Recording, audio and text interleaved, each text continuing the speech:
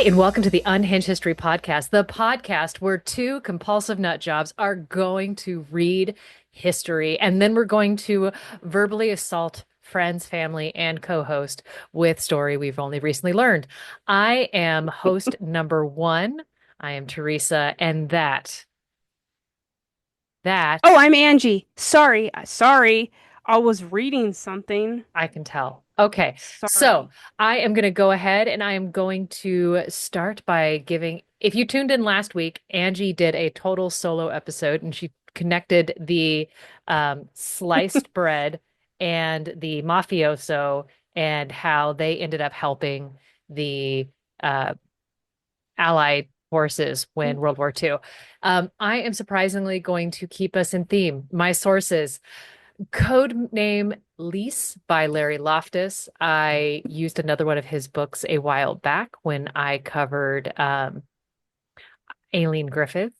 I'm Oh, I'm so excited. We're I had so a on feeling theme that was going to today. make you so thrilled. Time Magazine, The Extraordinary Bravery made this woman one of World War II's most remarkable spies by Larry Loftus. There is a website, Nigel Perrin. They have a feature on Odette Samson. Okay, so Odette Marie Céline Brally. I butchered the last name, but I nailed the Can I first. just, What? sorry, can I just tell Go? you Odette is one of my very favorite names. So You're thank gonna you for hear it a that. lot. You're gonna hear it a lot in this story. Sweet. So Odette's born to French parents on April 28th, 1912. She's one of the first, or she is the first of three different children. Her I life would, was, I would hope they'd all be different. I mean, if they were conjoined, it would be a different story. Well, Um, I guess if you could say three identical children, they'd be triplets. So I'll shut yeah. up. Sorry. Um, Sorry. in World War I, Dad is killed in Verdun, and that's actually just a few weeks before the end of the First World War. And she ended up like her. I didn't have this in my notes, but I'm going to sidebar this. Her growing up with such a heavy influence from her grandparents, they talked quite extensively about her dad's sacrifice, and every week they would go put flowers on his grave, and they would talk about how your dad was a hero, your dad did all of these things when your country needs you, you need to be willing to sacrifice as much as your father did. Good Like God. Okay. this level of Patriots. ingraining this into her. Um, when she's young, she suffers this string of illnesses. Like at one point, she is blind for 2 years, and her Oh. doctors are like, well, that's it. This is her life. And her mom is like, absolutely not. Starts taking her to basically witch doctors as far as Western medicine is concerned. And they have to do like daily treatments and daily eye drops. And but she regains eyesight. But like as she's blind, her family's like, "Who? So okay, so you can't see. Figure it And out. God, I You love still got I chores." used to handle it. Yeah, Listen, you can be a gentle parent and you can cuddle and love your children, but you do not have to coddle them. They can still be self-sufficient individuals. Like, yeah, one of the things we say to our kids all the time is handle it. Handle your business. It's your business. Handle it. yeah. And they handle their business because they're gonna be adults one day. In the middle of this, she's bedridden for months, but this makes her so headstrong because she is given no quarter by her family. Okay. And so she's like, okay, great, this is what I got to do. So she ends up like going to a convent school, and the nuns are like, we got nothing. Like this, if she says she's going to do it, good luck. Like she has some tenacity there. I um can either manage her or the country. I cannot do both. Now 1926, she moves to Boulogne with her mother, and there she meets an English hotelier named Roy Sampson, and she marries him in 31. They have their first child, Francois, and they moved to London where she has two more daughters, Lily in 34 and then Marianne in 1936. And in 1939, Britain declares war. And so Roy joins the army, and Odette and the children move to the safety of this tiny little hamlet in Somerset, Devon. like right on the border. Oh, that sounds dreamy. Doesn't it? Now, life is peaceful in this very backwater, sheltered little place. And it's not until the spring of 1942 that she sees this all call for photos of the French coast, because just like the Americans didn't know anything about Sicily, Britain was like, great, we need the the French coast. If you've got any pictures of the French coast. So she sends it, she's supposed to send it to, oh gosh, I didn't put this in my notes. But she's supposed to send it to the Admiralty, and she sends it to the War Department instead. Pictures of her Okay. brother and her on the coast. Well, that ends up getting sent to the SOE. And so they end up like, hey, can you come in and chat with us? Hmm. Hey, yeah, don't worry about your photos. We'll get you your photos maybe another time. You're a native French speaker. How convenient. What a, you're very patriotic. Maybe we could use this. Oh, you have three small children at home. No problem. Maybe we can get you to do some part-time work. Oh, you'll do translation services. We're gonna hold on a second. And they keep inviting her back for these additional interviews, not realize like, she's like oblivious. Like I just want my photos and what? Do you want me to send a couple like cheese loaves to the soldiers? Do you want me to be pen pals? What do you need? But I'm staying with my kids. I'll send tea cakes. Like, what can I do for you? Yeah, and so she's doing all of this, but then she's also, as she's going home and sitting with her children and listening to the words of her grandfather in the back of her mind, she starts feeling guilty.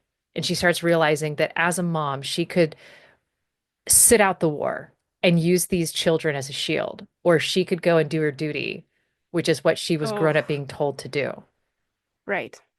And so all of this is happening. And then she gets officially recruited by the SOE. Okay. And so they had only just decided to start sending female agents in. Oh, so she's like one of the first. Right, because Toto Koopman, remember when Toto Koopman raised her hand and said, like, look, I'm already doing the work. You might as well just give me the official sanction. They were like, okay, but you've got boobs. Ovaries can't ride on trains, you silly woman. I know. So Odette ends up joining. She goes through the full thing, like the full training and everything. Um, Part of this, I have it in my notes. I'm gonna stick to my notes so that I don't go too far off. Um, to provide some cover in case of being arrested as a spy in occupied France, she joined the Fanny, which feels dirty because as an acronym in Britain, that seems, The butt. yeah, like, but Fanny in this case is First Aid Nursing Yeomanry, which I think was just an acronym, like just they created the acronym just to be able to say Fannies. I love this for them. Let's go. Now, the Fannies in this case are a volunteer corps that supplied the SOE with drivers, cipher clerks, telephonists, and administrators. Now, So secretaries.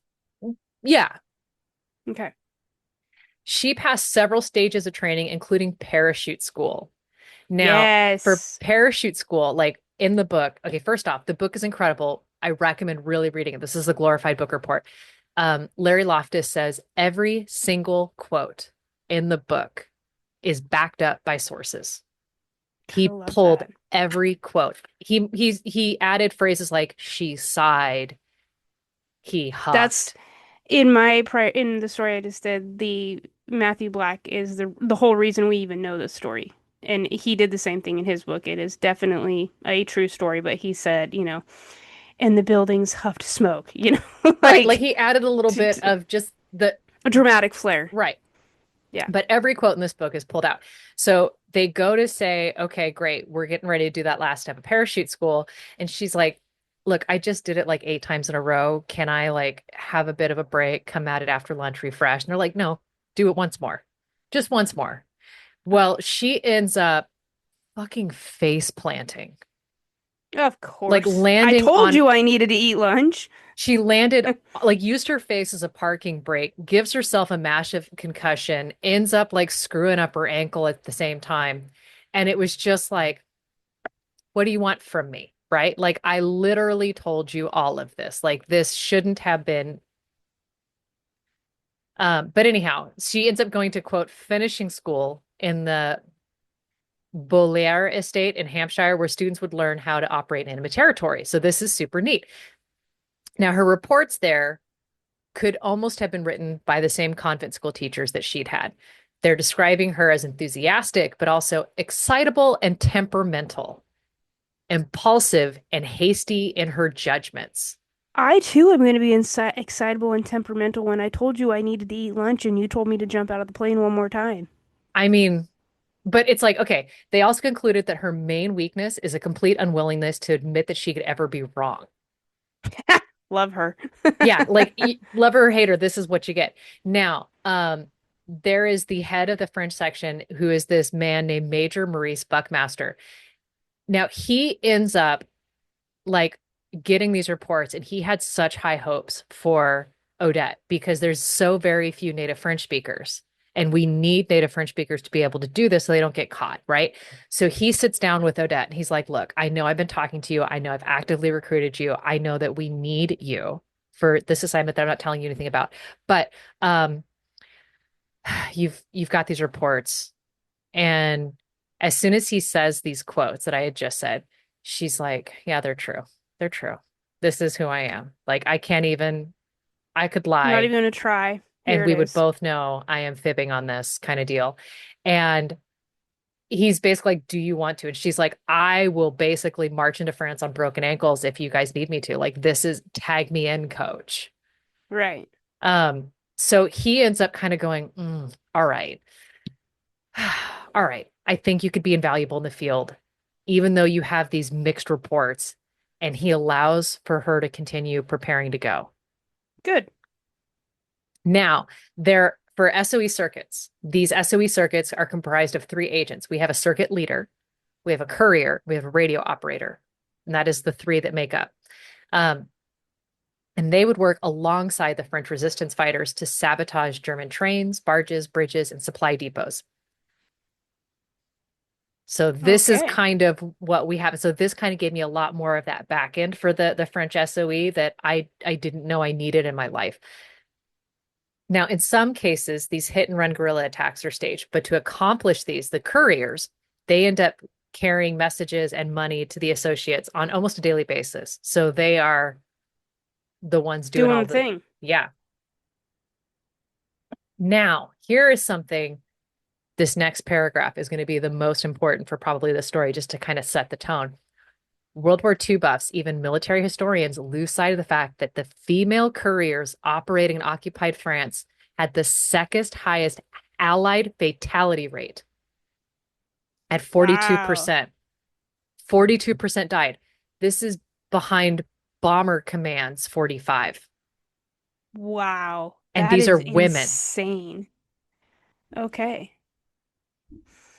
But it's Odette's tenacity. It's that just I'm gonna do stalwart it. connect. Yeah, that can what's the face I'm making? Like there's a word I'm looking for. It's I'm gonna do it. yeah, whatever that one word is that I'm not coming to. That's what it is. That I is mean, just tenacity is definitely one of them.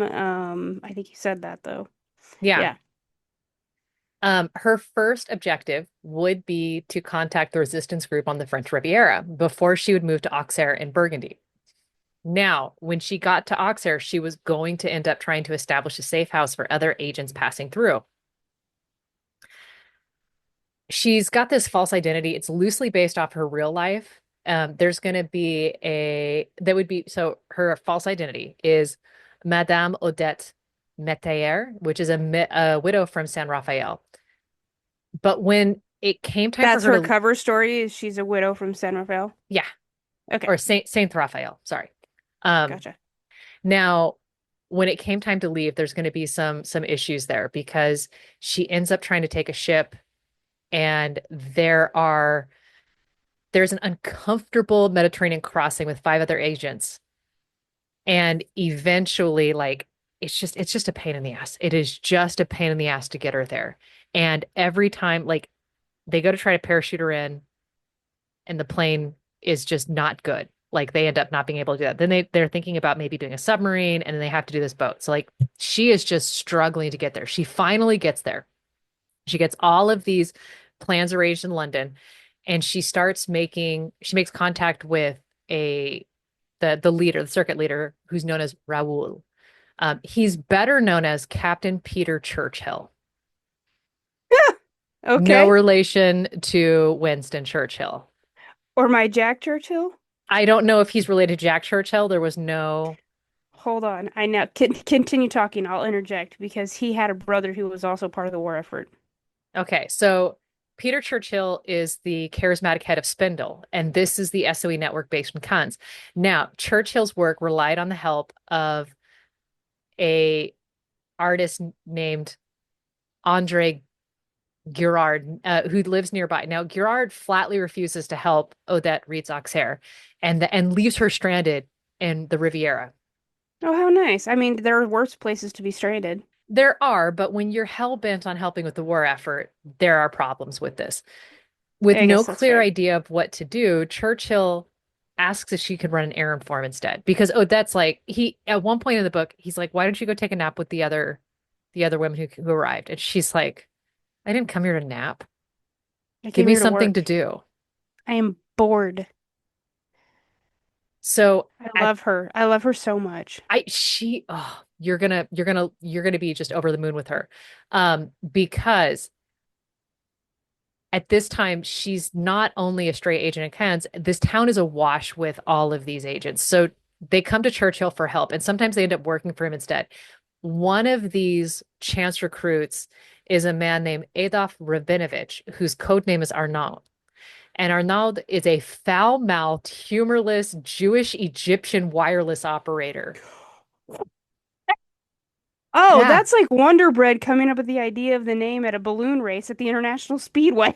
I know. Now, Arnaud is like Good grief. incredible, right? Like I am team Arnaud the whole way. Like he I sends agree.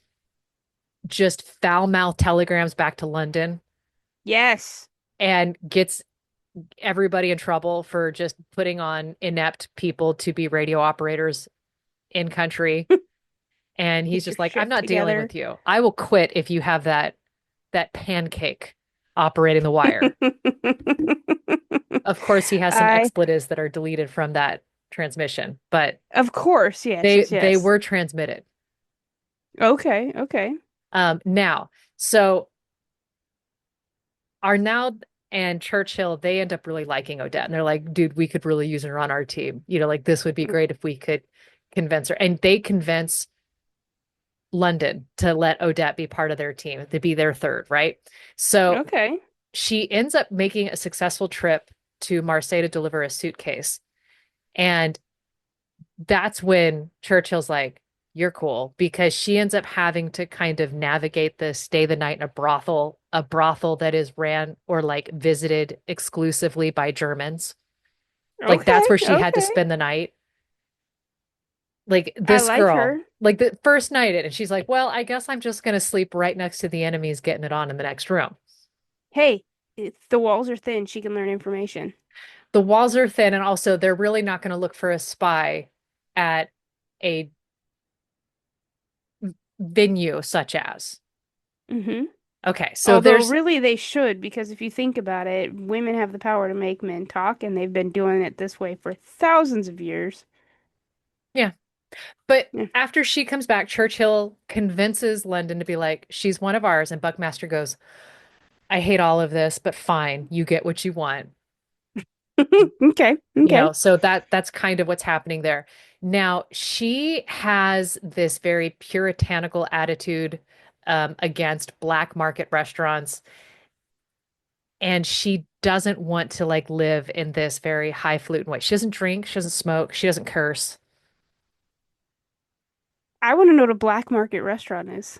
Well, okay, think about it. So many of like the calories were rationed out to 1800 per person, and even still, like per day. And then even still, you get like such a paltry amount of meat. So if you wanted to have more of that, you had to go to restaurants that were able to source this through not the traditional Oh, venues. yeah, yeah, yeah. Okay, okay. I'm picking up what you're putting down now. Yeah, Gotcha. they're not serving penguin at every, thing, right? You're not eating baby seal.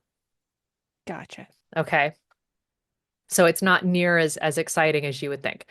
Now, November 11th, the Germans invaded the unoccupied or Vichy zone of southern France. And this sparked an incredible power struggle between Gerard and his chief of staff, Henri Frager. Now, Churchill agreed that they should both fly back to London to sort out a solution, but there's a series of blunders. So Churchill leaves, and we got Arnaud and Odette there, right? So they're stuck holding down the fort while all this is going on. Now, by January of 1943, the network had descended into chaos, and Odette, Churchill, and Fragier are nearly caught up in a German ambush during an attempt to make them fly out of a secret landing field. Um, Now, during this, Odette is chased by a German Shepherd, and this part of the book starts with this and then like circles back to like how she got there, sort of deal. It is harrowing. It is below freezing conditions outside. And they realize they're being chased, so they scatter. And Odette hears a dog being released. She turns around, sees the German Shepherd, and she goes taken off. She has to like wade through water, chest deep water, to get to the other side. The dog doesn't want to go in the water. And Okay. now she has to survive not getting severe hypothermia because she is completely wet Right. And it's obviously right. Okay. and And not night getting is caught by the, approaching. yeah. Okay. So there's all of that. They make it through that. Now, to make matters worse, the Gestapo's begun raiding resistance hideouts and cans because Oh they're no. aware of the presence of British officers in the area. Now Oh. they're hot on the heels of Spindle, which is her group. And it would only be a matter of time before all of the agents are hunted down. And she knows this.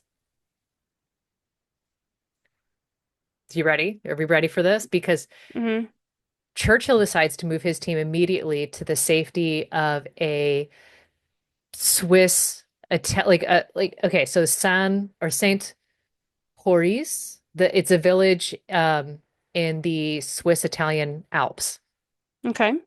And during this time, Churchill and Odette are posing as a married couple, and they're taken in by a couple running a hotel. And all this time, Arnaud is setting up his wireless set in a village about 10 miles away. Okay. Now, Churchill has to fly back to London in March, while Odette and Arnaud are left to hold the fort down. 10 miles away from each other. Yeah. And Odette's Okay. having to go back and forth. Because Arnaud doesn't seem like the type that's going to get on the bike and drive over. Well, but I also think he's probably going to stick out a bit more. Yeah, I Remember, guess that's he's a true. Jewish Egyptian. Yeah, I guess he screams, I look a little different than everybody else than this little French girl who can just bike herself over. Yeah, that makes sense. Yeah. I mean, and she's a courier. She's literally like that is her role. She is a Nancy Wake in this situation. This makes sense. Okay. Now, Odette is thrilled to be away from the Riviera, but now she's faced with a more insidious threat because it's at this time that there's a member of the German military intelligence that is just coming after them. So within hours of Churchill's departure, we get Sergeant Hugo Blacker, and he is the star spy catcher in France. That's a hell of a job title. I mean, like this whole thing seems so movie-esque. I had a hard time realizing this was not made for TV because, like, okay, Blacker has already captured an agent of Fragier's named Andre Marsac in Paris. He ends up gaining Marsac's cooperation in the most smooth way, like just becoming his friend. Like everybody else is being Mm-hmm. the bad cop. And he's like, oh, my friend. Why would they treat the Germans, the Nazis? We are completely different. You They're need cigarettes Nazis. and a I'm German. sandwich. Yeah, like I'm here for you. Yep. Like they are That's awful like to you. that's the fastest way to get intel. Exactly. And he knows this. And he is so good at it. It is just disgusting. He ends up infiltrating Churchill's network, posing as Colonel Henri. And he loves this because Marsac and saying, like, here, infiltrate my group. You're going to just do this. And I'm going to call you Colonel Henri. He goes, oh, I get a battlefield promotion and I get into your little group. You're dumb. Love this. So Idiot. he, Colonel Henri, the character Colonel Henri is this disaffected Wehrmacht officer wanting to help the Allies. And so he's given a guided tour of this city, including the same hotel that Odette and Churchill are staying at. Of course, because that makes perfect sense. Now, while he's at the hotel, he ends up meeting Odette for the first time. She doesn't believe Bleicher's story about wanting to defect from the British because this seems highly suspect, and Odette's got a hell of like He wants to defect from the Germans, right? That's he what he's wants to. saying. He's saying, "I want to defect from the Germans. I'm going to do Okay. everything I can to help Marsac out. You know, like I just need help. I just need a wireless operator. I just need a radio. Just contact for me. You know, like get me a plane, Right, get right, me right. all of this, and we're going to end up taking down the entire group and getting a bomber as we do it. This That's what makes he's sense. thinking Okay. about. Now, she doesn't buy this at all, but her and Arnaud choose to wait for Churchill before taking the action because he's still in London. Right. Okay. Okay, so they're trying to stall. Now, April 15th, 1943, Churchill parachutes back to them in safety. Now, this event is absolutely batshit insane because Arnaud and Odette and a couple of others have to hike in the dark to the summit and they build a bonfire to signal the drop-off point for Churchill. Now, he parachutes out of a plane in pitch dark to land on the summit, and then they have to hike back down I in love the this dark. visual. Okay. Where is this movie? It should be. And there was a movie, and I'll get into that. Now, in the book, it talks about how quiet and fast it was when Odette just plummets, just goes off the cliff. Oh, Odette. She falls, yeah, Odette, main character. She falls Okay. 30 feet, Okay. lands in a sickening thud. Now, the rest of the group scurry down to her like frantic. They get down to her. She's got a sickly gray pallor. She's not moving. They're screaming her name. They're rubbing snow on her face because, of course, everything is covered in snow. And she's not waking up. They're shaking her, nothing. They Hmm. start dribbling alcohol down her throat. And she jumps up and is just like, "What are you guys doing? We've got places to be. Let's go." I love her so much. While she is jumping up and pretending that she's not hurt, what she's hiding is that she's got a concussion and a shattered vertebrae. Okay. This is going to be important later. I feel like the shattered vertebrae would be very hard to hide. I don't know if we've met Odette Samson before, although I feel like I am her. I was just thinking she sounds familiar. There's a reason I love this woman so, so much. Now, they get back to town and they're believing that Blacker, because Blacker said he's going to return like in a couple of days, they thought they had some extra time. So Odette persuades Churchill, come back to the hotel with me, decompress, and then we'll take down everything and then we'll move to a new place. She gets back to the hotel. She convinces Churchill, come with me, hang out, relax, take a nap, take a shower, whatever you need to do, freshen up. We'll change safe houses in a bit. We don't need to worry about it right now. And that evening, there's a knock on their door, and Odette is asked to come downstairs to, quote, see a strange man. Oh, okay. Now, in the book, it talks about how stairwells are blind spots at every single turn, and they are the perfect opportunity for an ambush. Mm-hmm. And so she is a little nervous at every turn. And that's when she walks into the reception area and she's greeted by the sight of Blecker waiting for her, accompanied by several Italian soldiers. So she knows this Okay. is an arrest. Right. I wouldn't have And gone down the stairs. That's just me. what else are you gonna do? Out the window? Okay, they're on like the high, like a high floor, and Hugo says, Odette, like he extends his hand, she declines it because she is just, I love her. Now, he also says, don't call out for Churchill. Don't yell, because if you do, he's going to jump. And we've got the building surrounded. If he jumps, they have orders to shoot. You will sign his death warrant. Oh, What you okay. should do is just walk us on up and we'll Okay. bring him out peaceably. I don't like this. I don't either, but she does that. She does just that because she's like, you know what? He will get shot and I want him alive because at this point, She has fallen in love with Peter. Isn't she already married? She is, but the marriage is just a little bit, it's kind of on the rocks, right? Like Oh, yeah, I mean, he's probably away at war anyways, he is so away at war they anyways, haven't seen each other in years. and it was probably a bit t strained prior to, Okay, got it. okay? And I mean, when you're working side by side with this incredibly hot, dashing officer, you're going to be like, I mean, he is hot. He's charming. Yeah, okay. And we've already called him charismatic. So this has been building. These are things. Right. So she wants him to live.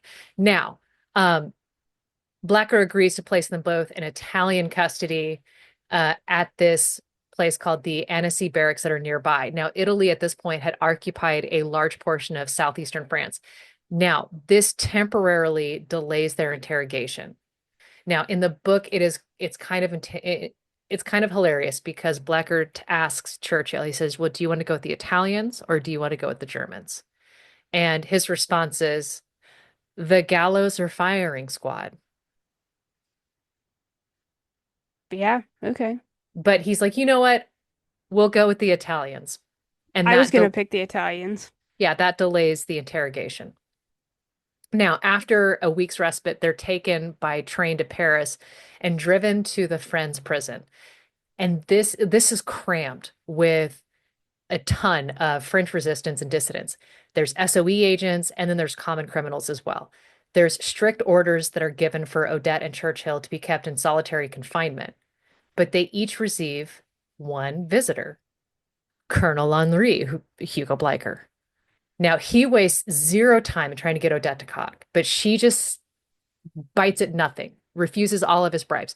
He's saying things like, "You only have two shirts, one you're wearing and one that's filthy. Let me wash one. Give one to me and I'll have my people wash it.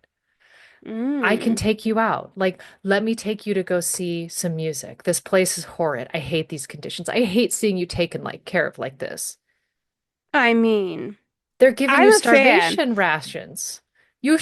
I can get you extra food." I like his work. And this is where the whole world finds out that I could easily take a bribe. I mean, I'm not saying I would, but you should try. She refuses it every step of the way. Now, he realizes that she's not going to be persuaded, so he leaves her to the less sophisticated methods of the SS. Hate this. Now, Odette and her commanding officer slash kind of lover, Peter Churchill, are sent, they're in Furness prison and then they're interrogated at 82 Avenue Foch. And this is the notorious Gestapo headquarters. Now, as they're going through the full interrogation, Peter Churchill is confronted with one of two scenarios that he was trained for. Pretend to be the idiot or, pretend not to give any information. Or so he pretends to be the idiot. He's like, this is the best way to go about it. Now, as he's being the idiot, he's denying everything other than, well, I guess I am a British agent. You got me there. Odette is doing the Can't opposite. really hide my accent. Yeah. Well, I mean, but he has like a very convincing accent. So, he's pretty good at his job. Odette's doing the opposite. She's like giving the Germans what they want to hear, but only what she wants them to know. Like she's like, "Oh, no, Peter is the idiot. I'm the circuit leader." Love this. But Peter's related to Winston Churchill, and But he I'm is married not. to Peter. No, he's not. And she's not married to him. But she's like, "Look, You can't piss Mr. Winston Churchill off. yeah, that's my husband's uncle." Love this. Okay? Now, Claire Fraser could take a lesson from this woman. dude, she had to have. Like this had to have been written off of Odette. Okay. Now, um, and she's also saying like Peter's just a pawn. Peter's just a pawn. Hmm, Arnaud, the radio guy, yeah, he's great. Peter's eye candy. And boy, isn't he. hmm. Now, the Gestapo, they pounced. They keep summoning her to Avenue Foch. They bring her there 14 times. They're Oh my always God. pressing her for Arnaud's location and the hideout of the other circuit leader. Now, she knows the answer to both of these, but she refuses to answer. Now, trigger warning. If you are not a fan of listening to descriptions of torture, now is the time to hit skip about 1 minute into the future. The Gestapo, they don't want to be charged with treating the French poorly. And so they pay for a French man to enter the room with the pair of pliers. Hmm. Can I And also take my headphones off? nope, nope, you're stuck here for good and always. Now, Damn it. This is payback for the bread, isn't it? yeah, a little bit. Now, they explain, we've got these pliers. The average person passes out after 2 or 3 nails. We think that you've got the ability to be a little bit more resistant. And we're willing to go slow just to keep you around. Because if you pass out, we'll wait. We'll wait. And Hmm. you can end it because after each toenail, we're going to ask you the questions. Arno's location. Where's the other leader? Hmm. And if you say, I don't know, or kick rocks, we're going to start all the way on the left and we're going to work our way all the way to the right. This is the point with which I ask, how come in all of these events we never hear somebody just lie and give you a place that's, I don't know, a 3 days journey away, I don't so they know. have to go check? I don't know. I don't know. I don't know. I don't know. But either way, by October of 1940, she gets through all 10 toenails without saying, without whimpering. Mm-hmm. Okay. Yeah. Um, October 1943, the effects of torture and deprivations at the Friends prison are beginning to take a toll on Odette's health. She's having, Shocking. I surprise. Um, she's got this huge swelling on her neck. It's like a gland that is just swollen. Like a She's goiter. also suffering, yeah, it sounds like it, and like stomach problems. And there's also no treatment coming. And so she's at least moved out of solitary into communal cell. Oh, okay. Well, good And for then her, I guess. she's allowed to spend some time in the sewing room. Now, when she's in the sewing room, she's supposed to be doing work, and she looks the guard full in the face and was like, absolutely not. Now, I will be making dolls, and the dolls I make will be going to my daughters back home, but I am not sewing uniforms for your personnel. Hmm. Okay.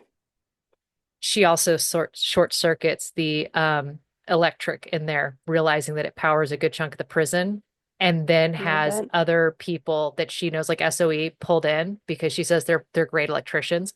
And then while they're quote working, because she knows what she did sabotage it, she goes, "Oh, and you're gonna need to bring them some extra rations. They're gonna need to have their brains good for this." And so after they eat, she goes, "Hey, just fix that right there. That's what I did." Okay, great. Your guys are good. Go back to your cells now. Love that. So she is just insidious, and I love every single bit of this. Now, the dolls that she made, those are still on display in the Imperial War Museum in London. Oh, that's cool. Now, um, in the new year, the decision was taken for Churchill, who's now believed to be a very important prisoner. He's moved to Berlin. Odette's fate continues to hang in the balance because they're not convinced that she's married to Peter. Oh no. So she'd already been condemned to death some months earlier. And then every morning she just wakes up with the thought of this will be my last day. Okay. She's starved, she's tortured, she never breaks. Every time she's asked a question, her answer is the same. I have nothing to say. That's it. That's all she said. Good. I have nothing to say. Good. And the Gestapo recognized this is a broken record. She's a poor conversationalist. And they sent her to the place every woman in Europe feared, Ravensbruck. We talked about Ravensbruck just a We few did talk weeks about ago. Ravensbruck, but she doesn't go there first. In May 1944, after more than a year of imprisonment, she's taken to Avenue Foch to join a group of 7 other women. All of them are fellow SOE agents who'd been captured working for various networks across France. Now, Hmm. remember, the French couriers had a 42% fatality rate. They're all packed aboard a train where they were the unsuspecting victims of night and fog, which was the Nazi policy to erase all traces of enemies of the Reich by deporting them to camps in Germany, Austria, and Poland. Hmm. They arrived together at Karlsruhe prison near the Western German border, and in early July, Odette's comrade suddenly disappeared. A week later, she's moved to Frankfurt. Unbeknownst to her, by September, all members of that group would be dead. Four were deported to the Natzweiler concentration camp, where they were given lethal injections, while the other three were shot at Dachau. Wow. Over the next several days, locked in a cage with two other women, Odette endured further squalor and the Gestapo brutality at Hals before arriving at the women's concentration camp of Ravensbruck on the 26th of July. Now, having been informed that Mrs. Churchill is among their newest intake, the camp commandant, French Fritz Schuren, had her thrown into a completely dark cell in the bunker and put on a starvation diet. Oh, because she wasn't already hungry enough. Now, the bunker and the camp commandant, Fritz Schuren, I kind of spoke a little bit about him in Toto Koopman's episode, um, but we're going to hear a bit more about Fritz because this man. Um, Now, for 3 months and 8 days, she languished in the small cell. She's on starvation rations. There's only 5 minutes a day where the overhead lights illuminated. Other than that, she sits in total darkness. I mean, I would sleep through it, but okay. But I can't imagine eventually, she's comfortable. yeah, it's not designed for comfort or, Yeah. mental health. Yeah. Her body eventually is covered in scabs and she's suffering from dysentery and scurvy. Her hair begins falling out, her teeth become loose, and she lapses into a semi-coma. Oh my God. So the infirmary doctors give her an injection and return her back to her cell. Oh, that's nice of them. Her dark cell, right? She's Yeah. not put back in No, the, she's okay. not put Just she's not put on, sun-drenched. right. Yeah. But it's very likely that she met Toto Koopman there because Toto Hmm. Koopman was working in the infirmary under the guise as a nurse. That's right. Okay. Now, following the Allied landings of southern France in August, the SS imposed even worse conditions on the ground that she'd helped the invasion by sending details of the plan to the naval base in Marseille to London. This was one of her courier jobs. Now, all the food during this time is withdrawn and the heating gets turned up to an incredibly high level in her cell. She's found unconscious by a warden one morning, and the camp doctor reported that she would not survive more than a few weeks in her current conditions, but she's returned to her cell all the same. And I'm going to take a sip too. Why are they trying to simultaneously kill her and keep her alive? Like, what's their end goal for her? Good question. Stay tuned. Oh, okay. Now, in December, Sherhan, he comes to make his monthly visit, after which, and like during his monthly visit, he basically says, "And how are you doing?" And she's like, "I'm enjoying my accommodations." Love Like her. Thank she is you. sarcastic, but she's also not going to accept any any gifts because she doesn't want to be put on the receiving end of what those Right. gifts will cost. Right. Now, after this, he moves her to a normal cell upstairs. He also recognizes that Germany's defeat is edging ever closer. And so he's starting to think of an exit strategy for himself. Now, he needs to ensure that this special prisoner, this potential wife of Winston Churchill's nephew, is kept alive. He needs this bargaining chip. So, after the return of these basic privileges, she realizes that her cell is a few yards from the crematorium. And she has to endure the terrible sounds of some of the prisoners that are burned to death. Wow. And her cell is filling with the ashes. Now, in January, three more of her French section comrades, Denise Bloch, Violette Zabot, and Lillian Ralph, would be held in the bunker and executed within earshot. Okay. It's another 4 months before the Allies get close enough to trigger her evacuation. Now, before this, in Toto Koopmans, you have the Red Cross. They come in and they negotiate for the release of 750 or 7,500 prisoners. And Hmm. that's when Toto Koopman gets out. Right.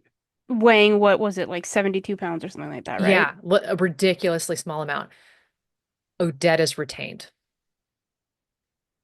Okay.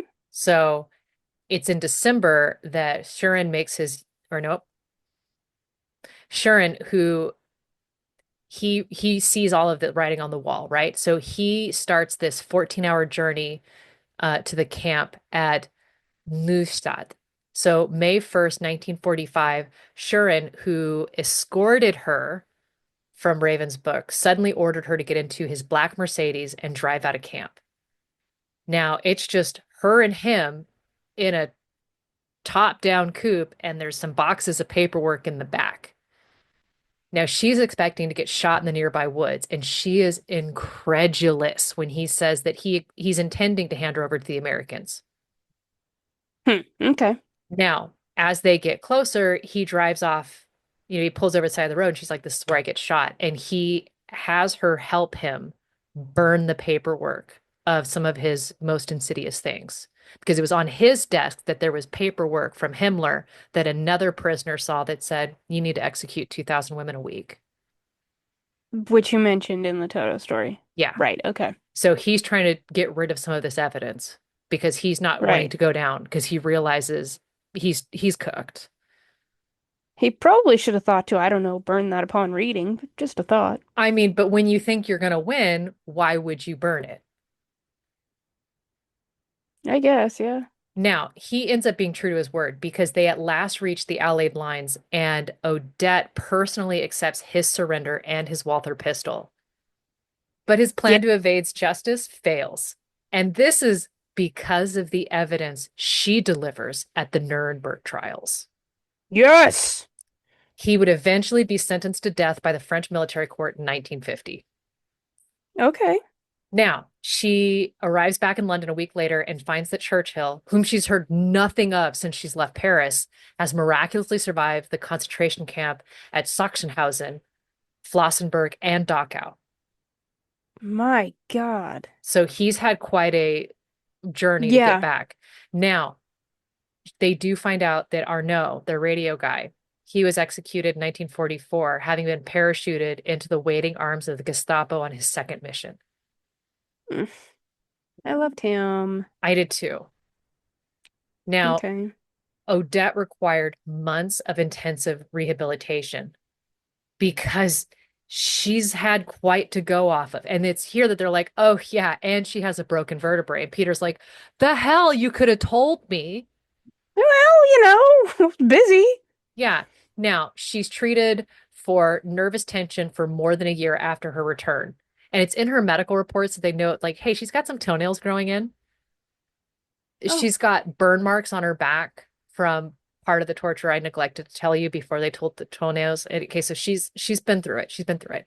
Now, for her services, Odette was awarded the Order of the British Empire member, and in 1946, she became the first woman to ever receive a George Cross, the highest non-military decoration for gallantry. There were two other women, Violet Zorbo and Noor Inat Khan, who were awarded the George Cross posthumously. okay. But she receives it in the flesh from King himself. And she actually is the one leading that group. That's awesome. She received 5 other medals as well. She is the most decorated spy, regardless of gender. Yes. Now, following the divorce of her first marriage, Odette's relationship with Peter Churchill rekindled and they married in 1947. Oh, good for her. Now, the wedding of spies attracts a ton of media attention, and it further escalates with the success of Gerard Tickle's best-selling biography, Odette, in 1949, and Hilbert Wilcox's film the following year, titled Odette. Now, in this film, we have Anna Nagel in the starring role. Um, Ingrid Bergman turned it down, by the way. Now, Bergman felt that Silly of her. You would think, but she thought that Odette's story would be too harrowing to attract public interest. She's like, nobody, it's too exciting. Interesting. Okay. Now, Odette and Churchill accompanied the cast during most of the filming, revisiting many of the real life locations, including 84 Avenue Foch, where she'd been interrogated. Oh, good God. No, thank you. Now, I wouldn't want to go back there. I don't think I would either. Like, it would require a lot of gin and a lot of therapy. Agreed. Um, you have the biographers, Nagel and Wilcox. According to them, it was one of two occasions that they saw Odette break down. The other was when they shot the interrogation scene later in the studio. Yeah, that's But fair. beyond that, just stalwart, right? Now, hmm 1945, that's when that film Odette premieres. The charity premiere is held at the Plaza Theatre in London on June 6th. It's attended by King George himself. And by this, Two. isn't that neato? I like that. Okay. By the standards of its time, Wilcox's depiction of Nazi brutality was unusually stark. And by the end of the film, provoked several minutes of silence from the audience, followed by continuous applause until the lights went up. Wow. Now, the portrayal of Odette in Tickle's biography and the film were a definite, like, it just set the tone for the female SOE pop agent in British imagination. And it strongly influenced SOE inspired biographies and the films and novels that have appeared ever since. That's awesome. The book that this is the glorified book report on, goes on to share that Peter and Odette get a divorce. Mm. It hints at possibly infidelity on Odette's part, but goes on to say that it shows how much Peter really adored her because he never remarries. Oh, wow. I have to ask, do we know what happened to our children? I don't, but I have pictures. Like they survived the war, I They assume. survived the war. They survived the Okay, war. that's all I wanted to Yeah, know. yeah, yeah. Um, and I probably could have pulled that out of my brain because I know they talk about her after the war and all of this stuff. And No, I was like, just curious because I would yeah, have thought that the Germans would have used that against her. So I was, but she did not really admit that she had kids. It came up in like somebody at some point mentioned that she had kids and knew their ages, and she just basically plays the cold hard woman. ah, Like I have the she ability to make more. Yes, yes, yeah, got it. that kind of deal. Even though you know that she absolutely loves these kiddos. Now, Churchill and Odette, they divorce in 55, and then she remarries this man named Jeffrey Howells. And he's another member of the SOE that served in France. She took an active role in public life, supporting the Victoria Cross and George Cross Association. She becomes the vice president of Fanny in Oh, 67, and later the president of 282 East Ham Air Cadet Squadron. For many, Odette personified their sacrifice that were made by the SOE's women of France, and certainly no other agents became so well known by their first name alone. yeah, she is like Madonna. Exactly. Her entry for the Who's Who was modest, her occupation being listed as housewife, and her interests as reading, traveling, cooking, and trying to learn patience. Love that. Now, at some point, there ends up becoming like this nasty smear campaign against Odette after the film, claiming that she'd inflated her work, exaggerated the tortures that she endured, the whole nine. It is so intense, and none of it is backed up by any remote bit of evidence that Peter Churchill takes them to court over this matter. Nice. I like him. Big fan. Big fan of his work. I know he just this man. Nearly half a century after her deportation, Odette returned to Ravensbruck to unveil a memorial to the other women of the French section who were executed during her captivity there. She Wow. dies at her home in Surrey in March of 1995 at age 82. Every year, she had laid a wreath beneath the Fanny Memorial of St. Paul's Church in Knightsbridge, where she would attach a small bunch of violets in remembrance of her SOE comrades who failed to return. A Mm. plaque of her memory has been added there since, and the tradition of leaving violets continues. She was And alive during our lifetime. yeah, and I've got pictures. Thank you. Oh, look, her on a stamp. Yep, She is because exactly what you ooh, think she looks like.